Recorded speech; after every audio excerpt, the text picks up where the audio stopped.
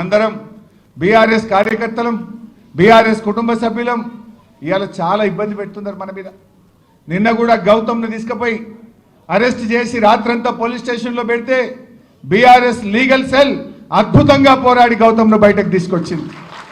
మన BRS legal cell ఒక ధైర్యాన్ని ఇచ్చి ముఖ్యంగా సోషల్ మీడియా యాక్టివిస్టులకు విద్యార్థి ఉద్యమకారులకు బీఆర్ఎస్ కార్యకర్తలకు మన లీగల్ సెల్ ఎంతో అండగా తెలంగాణ భవన్ నుంచి రాత్రి భవన్లు కృషి చేస్తుంది. ఇవాళ ఇప్పటికే కేటీఆర్ గారు కూడా చెప్పి ఉన్నారు, ఎవడెవడైతే అధికారులు ఇవాళ ఎక్సెస్గా ప్రవర్తిస్తున్నారో మనం కూడా తప్పకుండా రెడ్ బుక్లో రాసి పెట్టండి, వాళ్లకు తగిన గుణపాఠం చెప్తాం. అనవసరంగా అన్యాయంగా మా బీఆర్ఎస్ కార్యకర్తల్ని వేధించిన అక్రమ కేసులు పెట్టిన దానికి తగిన మూల్యం చెల్లించుకోక తప్పదు. కొందరు అధికారులు అత్యుత్సాహం ప్రదర్శిస్తున్నారు, అతిగా ఉన్నాయి లేని పెట్టి కేసులు పెట్టి ఇవాళ ప్రభుత్వంతో మమ్మల్ని ఇబ్బంది పెట్టే ప్రయత్నం చేస్తున్నారు. తెలుసు మాకు ఏ అధికారి ఎక్సెస్ చేస్తుండో ఎవరెవరు ఏం చేస్తున్నారో అన్నీ తెలుసు మాకు, అన్నీ కూడా గమనిస్తున్నాం జాగ్రత్తగా. బిడ్డ జాగ్రత్తగా ఉండాలని చెప్పి నేను అధికారులందరినీ కూడా హెచ్చరిస్తా ఉన్నా. పోలీసు అధికారులే కాదు ఇతర అధికారులు కూడా ఉద్దేశపూర్వకంగా వివిధ సందర్భాల్లో మా కోఆపరేటివ్ చైర్మన్లను మా సర్పంచ్లను మా ఎంపీటీసీలను మా జడ్పీ చైర్మన్ల మీదనో ఎంక్వైరీలు వేసుకుంటా కమిషన్లు వేసుకుంటా ఇబ్బంది పెట్టే ప్రయత్నం చేస్తున్నారు. విజిలెన్స్ ఎంక్వైరీ, ఈ ఎంక్వైరీ, ఆ ఎంక్వైరీ అని మా సర్పంచ్ల బిల్లులు ఇస్తలేరు. ఇప్పటికి కూడా 2 ఏళ్ల నుంచి ఏడాది అర్థం నుంచి కూడా లోకల్ బాడీ బిల్లులు ఇస్తలేరు.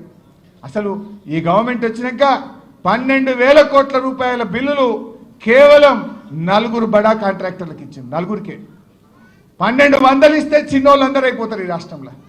1,200 ఇవ్వడానికేమో డబ్బులు లేవంటాడు. 12,000 కోట్లు మాత్రం 4 బడా కాంట్రాక్టర్లకు కట్టబెట్టి ఇవాళ పేదల ఉసురు పోసుకునే ప్రయత్నం చేస్తూ ఉన్నారు. ఇవాళ రేవంత్ రెడ్డి అందాల పోటీ ఇవాళ మళ్ళీ మాట్లాడి ఒలింపిక్స్ పెడతాను. నువ్వు అందాల పోటీలు పెట్టడమే నీకు శాతగాలే. పరువు తీసినావు ఈ రాష్ట్రానికి పరువు తీసినావు. ఇలా మీడియాలో వార్తలు వస్తున్నాయి, నీకు సన్నిహితంగా ఉండే ఒక ఎంపీ, నీకు సన్నిహితంగా ఉండే ఒక కార్పొరేషన్ చైర్మన్, నీకు దగ్గరగా ఉండే ఒక ఐఏఎస్ అధికారే ఆ మిస్ ఇంగ్లాండ్ పట్ల అనుచితంగా ప్రవర్తించారని వార్తలు వస్తూ ఉన్నాయి. నీకు చిత్తశుద్ధి ఉంటే ఆ సీసీ ఫుటేజ్ బయట పెట్టు. నీకు చిత్తశుద్ధి ఉంటే వాళ్ళను కాంగ్రెస్ పార్టీ నుంచి సస్పెండ్ చేసి తక్షణమే వాళ్ళ మీద కేసులు నమోదు చేయి, ఈ రాష్ట్ర గౌరవాన్ని నిలబెట్టు. కేసీఆర్ తెలంగాణ గౌరవాన్ని ప్రపంచ పటంలో నిలబెడితే నువ్వు ఈ తెలంగాణ గౌరవాన్ని ప్రపంచం ముందు తల దించుకునే విధంగా చేసినావు. ఇవాళ తల వంపులు తెచ్చినావు ఈ రాష్ట్రానికి. ఇంకేంటంటే ఒలింపిక్ గేమ్స్ పెడతా అంటాడు. ఏం మాట్లాడుతున్నావు నువ్వు? ఇవాళ ఇప్పటికైనా సోయి తెచ్చుకో. మాకేమీ నిన్న కేసీఆర్ గారు చాలా స్పష్టంగా చెప్పింది వరంగల్లో, నిన్నేదో అర్జెంటుగా దించాలనో మేమేదో గద్దెనెక్కాలనే ఆలోచనలో లేము అని కొండబద్దలు కొట్టినంత స్పష్టంగా కేసీఆర్ గారు చెప్పారు. ఇంకా 3 ఏళ్ళు టైం ఉంది, ఇప్పటికైనా మారు, కమిషన్లు బంద్ చేయి, ప్రజలకు అందుబాటులో ఉండు. ఈ పుణ్యాత్ముడు సెక్రటరీ పోతలేడు, అయితే ఆ జూబ్లీ హిల్స్ ప్యాలెస్లో కూర్చుంటుండు, లేకపోతే ఈ పోలీస్ కమాండ్ కంట్రోల్ రూమ్లో కూర్చుంటుండు. సెక్రటరీకి ఎందుకు పోతలేవు? పక్కన అంబేద్కర్ చూడడానికి నీకు ఇబ్బంది అవుతుందా? అంబేద్కర్ పేరు మీద సెక్రటరీ పెట్టినందుకు నీకు ఇబ్బంది అవుతుందా? ఎందుకు పోతలేవు సెక్రటరీకి అని నేను అడుగుతా ఉన్నా. ఇవాళ నువ్వు కేసీఆర్ ఆనవాళ్ళు తీసేస్తా అంటివి. ఏం తీసినావు నువ్వు? ఇలా ప్రపంచ అందాల పోటీలు నిర్వహిస్తే ఏం చూపించినావు వాళ్ళకు?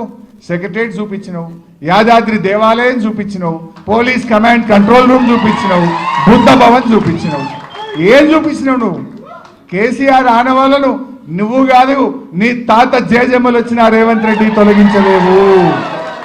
ఈ భూమి ఉన్నంత కాలం, తెలంగాణ రాష్ట్రం ఉన్నంత కాలం కేసీఆర్ పేరుంటది, బీఆర్ఎస్ పార్టీ ఉంటది అని చెప్పి నేను మనవి చేస్తా ఉన్నా.